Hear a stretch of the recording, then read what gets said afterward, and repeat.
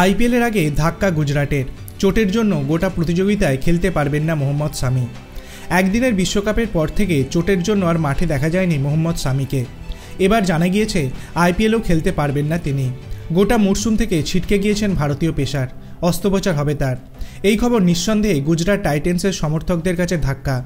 ভারতীয় ক্রিকেট বোর্ডের এক আধিকারিক এই খবর দিয়েছেন। নাম প্রকাশে অনিচ্ছুক ওই ক্রিকেটার সংবাদ মাধ্যমকে বলেন, জানুয়ারি মাসের শেষ সপ্তাহে লন্ডন গিয়েছিল শামি।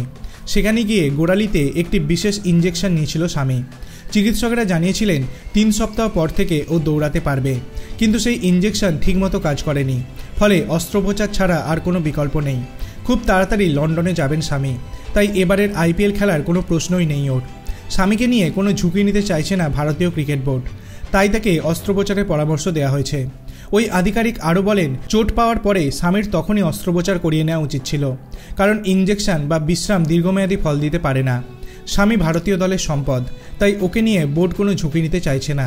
শামিকে অস্ত্রোপচার করাতেই হবে, যত তাড়াতাড়ি সম্ভব ওকে মাঠে নামানোর চেষ্টা করা হবে।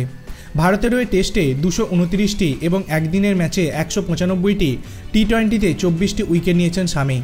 ভারতের মাটিতে একদিনের বিশ্বকাপে সবথেকে বেশি 24টি উইকেট নিয়েছিলেন তিনি। একটি বিশ্বকাপে ভারতীয় বোলারদের মধ্যে যা সর্বাধিক। ভারতীয় বোলারদের মধ্যে বিশ্বকাপে সর্বাধিক উইকেটও গিয়েছে তার ঝুলিতে। এখন দেখার কবে আবার ভারতের জার্সি পরে মাঠে নামতে পারবেন মোহাম্মদ শামি। আপনার কি মনে হয়, ভারতীয় ক্রিকেটাররা কি আরও বেশি চোটপ্রবণ হয়ে পড়ছে? আপনার অভিমত আপনি কমেন্ট সেকশনে জানাতে পারেন। ভিডিওটি ভালো লাগলে লাইক করবেন, চ্যানেলটিকে সাবস্ক্রাইব করতে ভুলবেন না। ধন্যবাদ।